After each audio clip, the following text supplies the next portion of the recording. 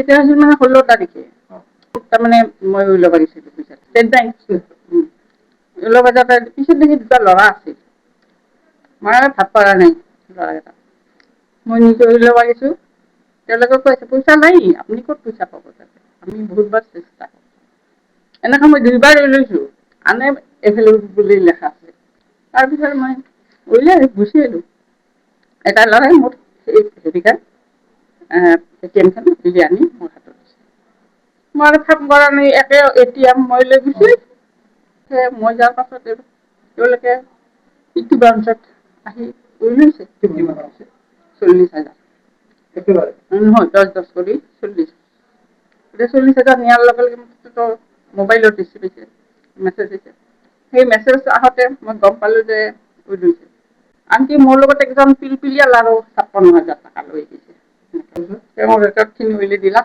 4 বাজে উলিয়াইছিল কোন কোন টাইমত উলিয়াইছিল সেইখিনি কথা আৰু উলিয়াই দিলাক ৰেকৰ্ডখিনি উলিয়াই দি মই থানাত আহিলোঁ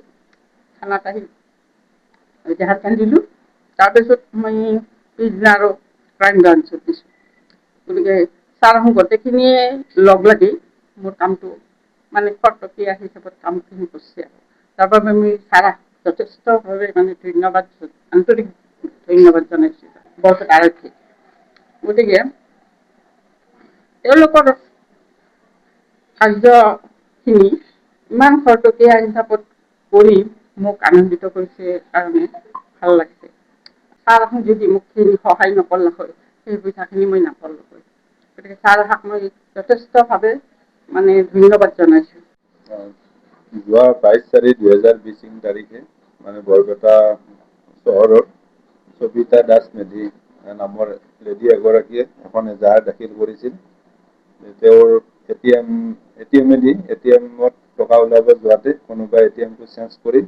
তেওঁৰ এটিএমটো লৈ যায় আৰু লৈ যোৱাত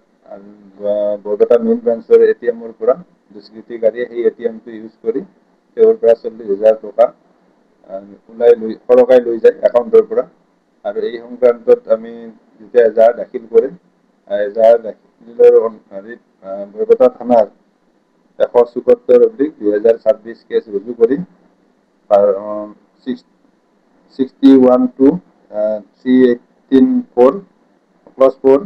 316(2) আৰু 303(2) BNSSৰ কেছ ৰুজু কৰি অচিনাক্ত দুৰ্বৃত্তৰ সন্ধানত আমি নামি পৰোঁ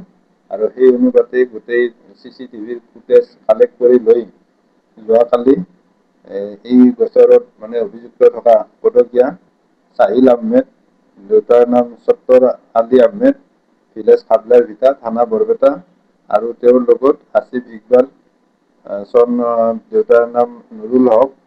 ভিলেজ পিঠাদি পাম থানা সৰ্থেবাৰী বৰপেটাত কৰায়ত্ব কৰা হয়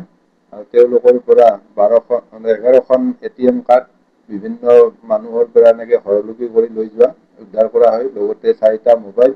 আৰু অন্যান্য নথি পত্ৰ জব্দ কৰা হয় বৰ্তমান তেওঁলোকক সোধপোছ কৰি থকা হৈছে আৰু তেওঁলোকে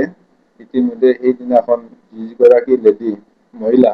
সবিতা দাস মেধিৰ এটিএম চেঞ্জ কৰি টকা ওলাই নিয়াটো স্বীকাৰ কৰিছে আৰু সেই টকা আমি ৰিকভাৰীৰ কাৰণে লাগি আছোঁ তেওঁলোকৰ পৰা আৰু বৰ্তমান তেওঁলোকে এৰেষ্ট কৰি পদকীয়া কেইজনক ন্যায়িক জিম্মালৈ প্ৰেৰণ কৰা হৈছে আৰু ইয়াৰ লগত তেওঁলোকে আৰু ক'ত ক'ত ক্ৰাইম কৰিছে ইতিমধ্যে ক্ৰাইম চোৱা মতে বিভিন্ন থানাত তেওঁলোকৰ গোচৰ থকা বুলি জানিব পাৰিছোঁ আৰু সেইখিনিও বাহিৰ কৰি লৈ বিহিত ব্যৱস্থা লোৱাৰ কাৰণে ব্যৱস্থা কৰি আছোঁ